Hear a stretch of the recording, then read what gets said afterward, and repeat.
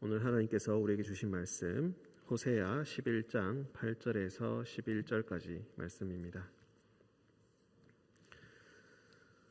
호세아 11장 8절에서 11절 구약성경 1266쪽입니다. 네, 저와 여러분이 교독으로 읽고 11절은 함께 읽도록 하겠습니다. 8절입니다. 에브라임이여 내가 어찌 너를 놓겠느냐, 이스라엘이여 내가 어찌 너를 버리겠느냐, 내가 어찌 너를 아드마같이 놓겠느냐, 어찌 너를 스보임같이 두겠느냐, 내 마음이 내 속에서 돌이키어 나의 긍휼이 온전히 불붙듯 하도다.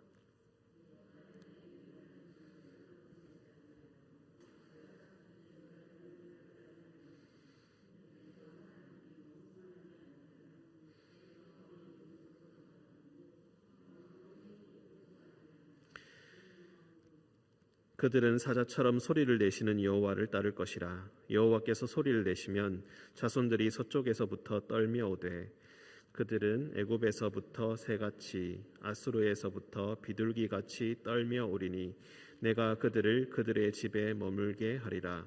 나 여호와의 말이니라. 아멘.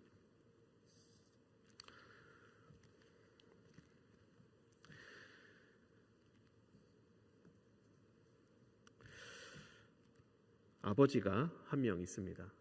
아버지의 나이는 저랑 똑같은 42살입니다.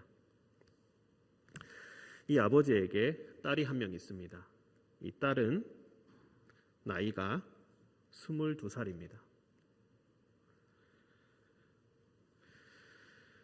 고등학교 졸업하자마자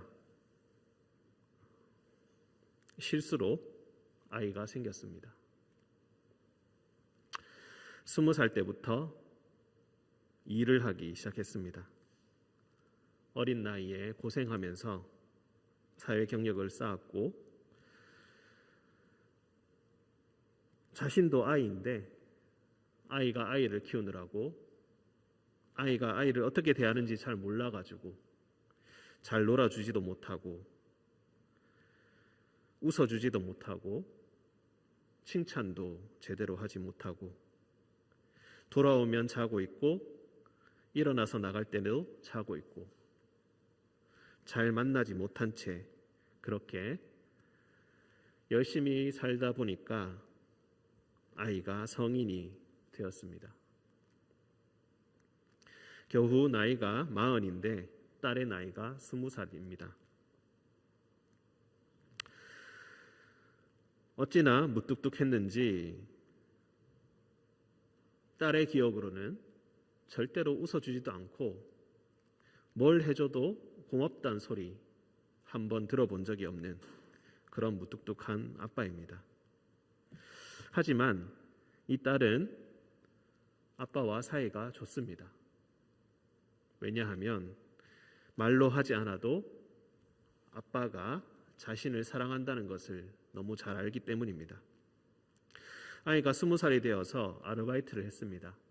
돈을 모아서 아빠에게 선물을 사줬습니다. 티셔츠를 하나 예쁜 색깔로 하나 골라서 사주었습니다.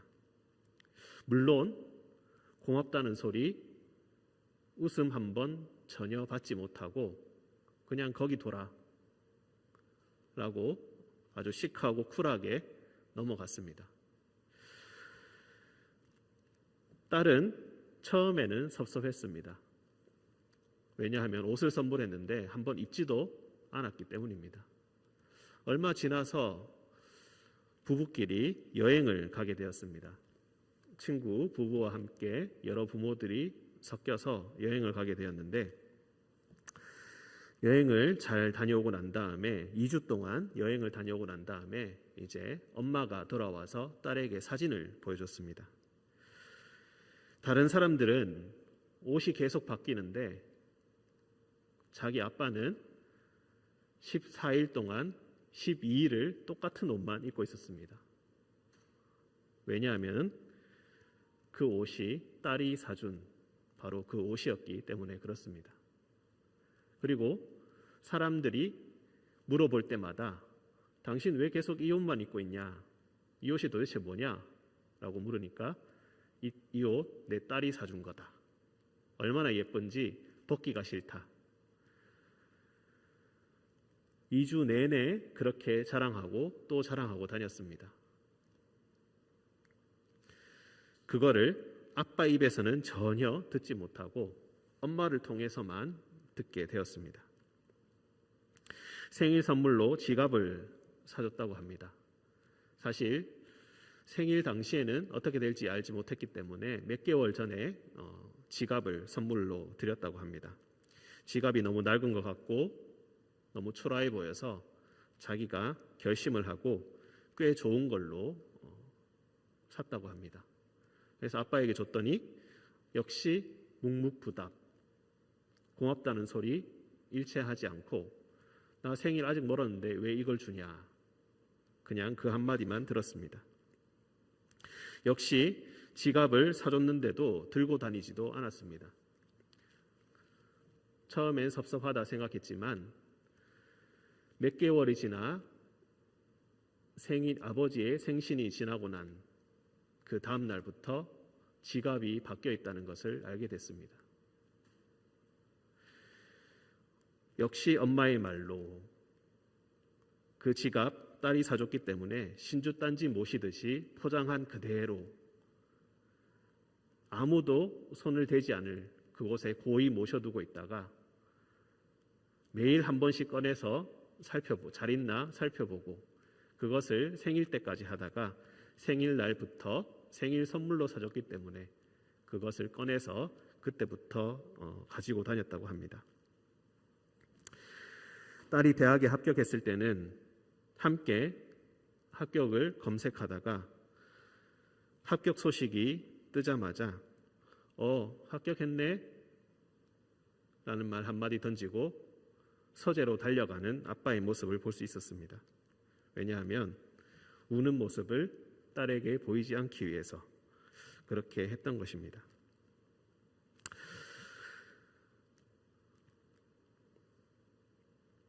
개인차가 있겠지만은 아버지의 사랑은 때로 이런 모양을 취하곤 합니다. 이 이야기를 읽으면서 저는 하나님을 생각했습니다.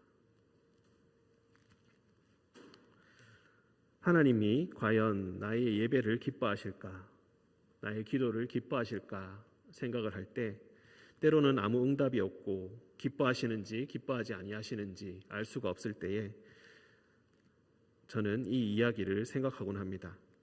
하나님께서는 때로는 표현하지 않으시지만 여러분의 예배를 누구보다 기뻐하십니다. 그리고 그 기뻐하심을 우리가 알고 있기 때문에 우리는 또 이곳에 나와서 하나님께 예배를 드립니다. 코로나로 인하여서 아직 예배가 온전치 못함을 우리가 잘 알고 있습니다. 하지만 이곳에 오신 여러분들을 하나님께서는 누구보다 기뻐하시고 그 예배와 기도를 누구보다 마음속 깊이 받아들이시고 기뻐하시는 줄 굳게 믿습니다. 오늘 호세아 11장 8절에서 11절까지를 읽었습니다. 이 호세아 11장은 꽤나 유명한 장입니다. 왜냐하면 아버지의 사랑을 구구절절 이야기한 장이기 때문에 그렇습니다. 한 아버지가 있습니다. 아버지가 바라보시다가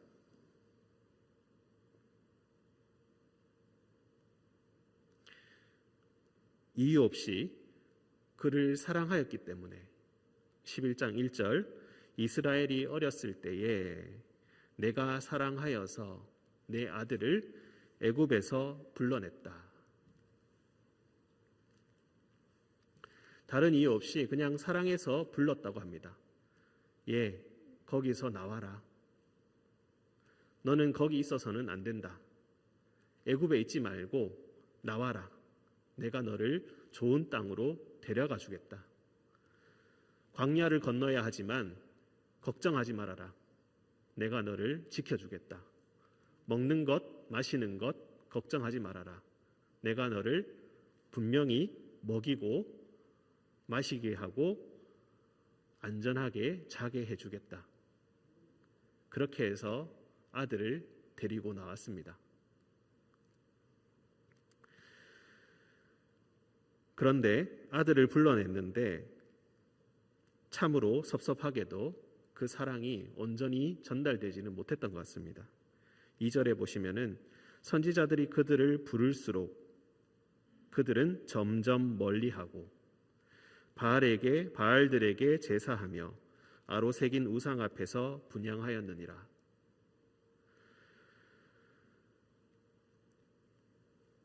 엇나간 아들을 붙잡으려는 부모처럼, 하지만 붙잡으면 붙잡을수록 점점 더 멀어지는 자녀들을 바라보는 심정으로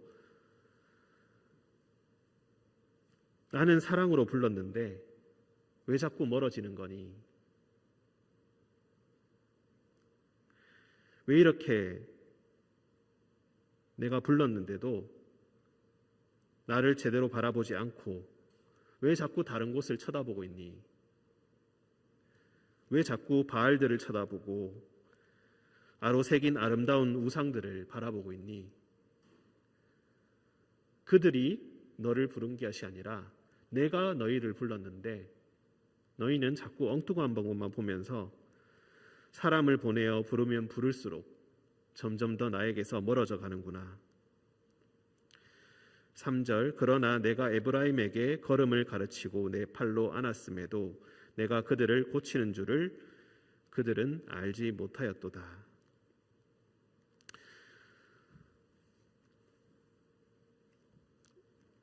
(4절에서부터) 4장에서부터 10장까지 사실은 꾸중입니다. 북이스라엘 나라를 향한 하나님의 심판의 선언입니다. 너 지금 잘못하고 있다. 더 이상 그 길로 가면 안 된다. 다시 돌아와라. 너 참 지금 잘못되었다. 너 지금 상황이 잘못되었으니까 너 고쳐야 한다. 바알들 다 부셔버리고 아로 새긴 우상들 다 불태워버려라.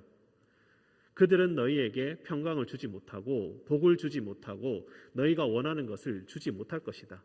참 생명은 나에게서부터 나온다. 그런데 어찌하여 그곳만 쳐다보고 있느냐? 왜 자꾸 금송아지 우상들을 세우고 다른 여러 우상들을 자꾸 수입해서 그것들을 세우면서 엉뚱한 것만 자꾸 바라보고 있느냐? 왜 자꾸 그렇게 타락하느냐? 내가 너희에게 좀 잘 살게 해줬더니 왜 그렇게 타락하고 있느냐? 왜 그 부유함과 그 생명을 함께 나누어 가지 못하고 한쪽이 한쪽을 두들겨 패면서 약한 사람 괴롭히면서 빼앗아 가서 한쪽만 그렇게 풍요를 누리고 있느냐? 고위직에 있는 사람들은 백성들을 사랑하지 않고 여름 별장, 겨울 별장 따로 지어가면서 코끼리 상아로 만든 잔이 아니면은 마시지 않고 아름다운 음악이 없으면은 식사를 하지 않는 그야말로 사치스러운 생활을 하면서 옆에 있는 백성들이 굶어 죽든 말든 전혀 상관하지 않는 왜 그런 삶을 살고 있느냐? 너희는 지금 잘못되었다. 다시 돌아와라. 그렇지 않으면은 내가 너희를 치겠다. 너희를 심판하겠다. 꾸중의 소리를 하시고 또 하셨습니다. 내가 이렇게 하는 이유가 무엇이냐? 에브라임에게 걸음을 가르치고 내 팔로 안았다. 스스로 걷지 못하고 스스로 제대로 살아가지 못한 이 아이와 같은 에브라임 북이스라엘을 말하는 것입니다. 내가 그들을 고치려고 내가 이렇게 꾸중하고 있는 것이 아니냐.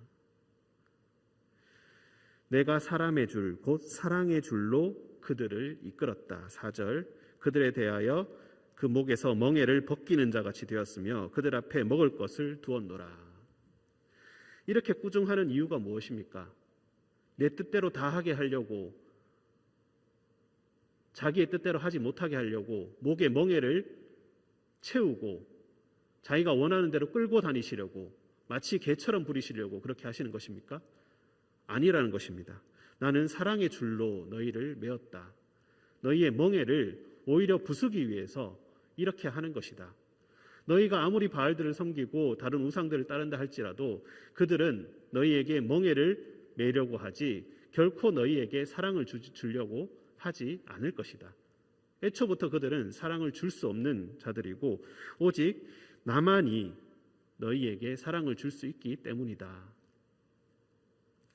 말썽쟁이 아들을, 타락한 아들을, 탈선한 아이를 안타깝게 부르고 때로는 꾸중하고 때로는 때리기도 하고 때로는 벌을 주기도 하면서 그렇게 사랑의 줄로 그들을 끌고 가기 위해서 불렀는데 그것을 간섭이라 여기고 그것을 멍해라 여기고 그것을 속박이라 여기면서 계속해서 하나님께 벗어나기 위해서 온몸으로 몸부림치는 그 철없는 아이의 모습을 바라보는 아버지의 안타까운 심정이 바로 여기 담겨 있습니다. 5절 그들은 애굽 땅으로 되돌아가지 못하겠거늘 내게 돌아오기를 싫어하니 아수르 사람이 그 임금이 될 것이다.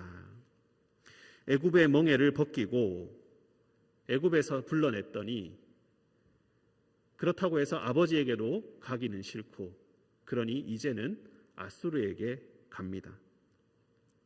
아수르 사람을 자신들의 임금으로 삼습니다. 하지만 결과는 어떻습니까? 칼이 그들의 성읍을 치고 빗장을 깨뜨려 없이 하리니 계책으로 말미암음이라. 아수르 사람을 그 임금으로 삼았더니 칼로 치고 빗장을 깨뜨려 버리고 성읍들을 망하게 한다. 계책을 부려 결국 빼앗아가고 멸망시키는 그런 일만 하더라. 그런데 그 모든 일을 겪고 나서도 내 백성이 끝끝내 내게서 물러가나니 비록 그들을 불러 위에 계신 이에게로 돌아오라 할지라도 일어나는 자가 하나도 없도다.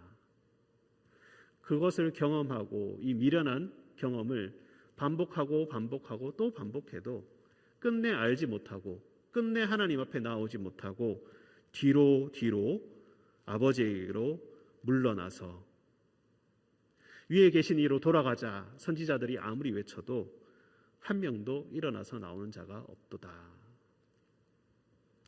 왜 그럴까요? 왜 그렇게 지독하게도 아버지를 거부하는 것일까요? 왜 그렇게 이 아버지의 마음을 몰라줄까요? 왜 사랑의 줄로 끌고 있다는 것을 이렇게 몰라줄까요? 8절이 이 장의 분수령입니다. 왜냐하면 아버지의 진실한 통곡이 나오기 때문입니다. 에브라임이여 내가 어찌 너를 놓겠느냐? 내가 어찌 너를 버리겠느냐? 내가 어찌 너를 아드마같이 놓겠느냐? 어찌 너를 스보임같이 두겠느냐? 아드마와 스보임은 소돔과 고모라와 같은 도시로 타락으로 말미암아 진멸당한 도시입니다. 내가 소돔과 고모라처럼 만들려고 너희를 그렇게 꾸중하고 꾸짖었던 것이 아니라 너희를 살리기 위함이다. 너희를 올바른 길로 걷게 하기 위함이다. 그런데 너희는 나를 두려워하기만 하고 점점 더 아무리 불러도 점점 더 멀어지기만 하는구나. 나는 진노로서 너희를 대하는 것이 아니라 너희를 사랑으로 대한다. 9절 내가 나의 맹렬한 진노를 나타내지 아니하며 내가 다시는 에브라임을 멸하지 아니하리니 이는 내가 하나님이요 사람이 아님이라. 네 가운데 있는 거룩한 이니 진노함으로 내게 임하지 아니하리라. 나의 결국은, 나의 본심은, 나의 진심은 지금은 혹독한 벌을 주시는 분 같고 지금은 가혹하게 우리의 잘못된 습성을 뜯어 고치시기 위해 가혹하게 행하시는 것 같아도 결국 너희를 잘못된 중독에서 구하고 잘못된 습관에서 구해내서 올바른 삶을 살아가게 하고 독립적인 삶을 살아가게 하고 애국과 아수르에 지배되지 않는 그런 삶을 살아가게 하려고 내가 이렇게 하는 것이다. 내가 진노하여서 너희를 죽이려고 하는 것이 아니라 너희들은 내 아들이 아니냐. 아들을 죽이는 아버지가 세상에 도대체 어디 있느냐 하면서 돌아오지 않는 아들, 자신에게 등돌아 서 있는 아들을 바라보며 통곡하는 아버지의 모습으로 이렇게 호세아 선지자를 통하여서 말씀하고 계신 것입니다. 10절, 그들은 사자처럼 소리를 내시는 여호와를 따를 것이라. 여호와께서 사자처럼 울부짖고 계시고 소리를 내고 계시는데 이것은 배가 고파서 잡아먹기 위해서 소리를 내시는 것이 아니라 너희를 위하여서 울고 계신 여호와 하나님의 마음이다. 이 소리를 듣고 잘못 생각해서 저 사자가 나를 잡아먹으려 하는구나 라고 생각하지 말고 이 사자의 울음소리를 듣고 나에게 돌아오라. 내가 너희를 위하여서 울고 있다. 여호와께서 소리를 내시면 자손들이 서쪽에서부터 떨며 오되 애굽에서부터 새같이 아수르에게서부터 비둘기같이 떨며 오리니. 하나님 아버지의 이 진실한 울음의 소리를 들은 자들 다시 떨면서 나아오라. 두렵겠지만 나아오라. 이것은 두려움의 소리가 아니라 사랑의 소리다. 너희들이 똑똑히 듣게 하기 위해서 사자처럼 소리를 내고 있다. 그러니 두려워하지 말며 떨며 내게 나아오라. 그리하면 내가 그들의 집에 머물게 하겠다. 집 나간 아들들 다시 자기 집으로 돌아가게 하겠다. 엉뚱한 집에 가서 종노릇하지 말고 애굽에서 아수르에서 내 소리를 들었다면, 사자같이 울고 계시는 하나님의 소리를 들었다면 그곳에서 나오는 것이 쉽지 않겠지만 그래도 떨면서 다시 나아오거라. 내가 너희의 집으로 돌아가게 해주겠다. 나 여호와의 말이니라.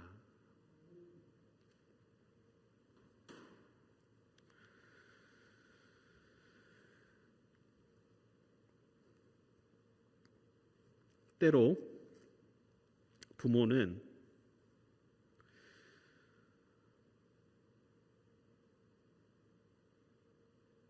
아프게 이야기해야 할 때가 있습니다. 엄하게 대해야 할 때가 있습니다.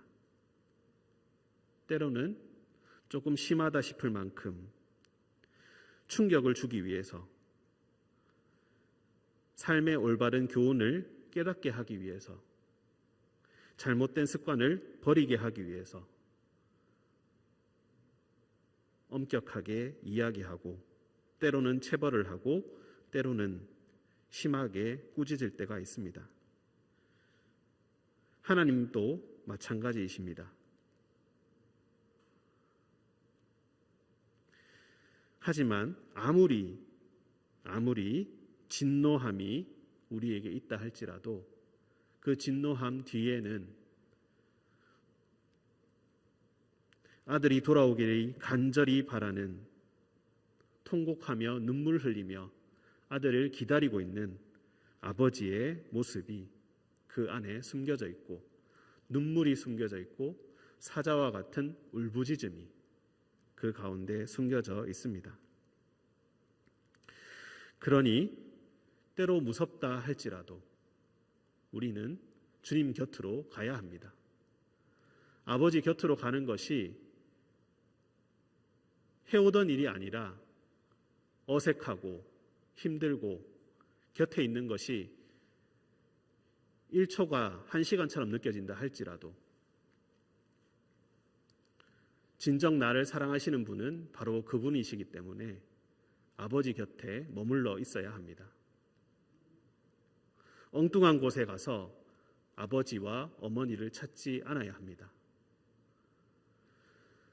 아이가 자기의 아버지와 어머니를 몰라보는 것처럼 그렇게 엉뚱한 곳에 다니면서 엄마와 아빠를 찾고 다른 집에 가서 엄마와 아빠를 찾는 그런 잘못을 저지르는 것이 바로 이스라엘 백성의 잘못이라고 지금 이야기합니다.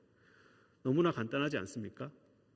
너희는 너희의 집에 있지 않고 엉뚱한 집에 가 있다.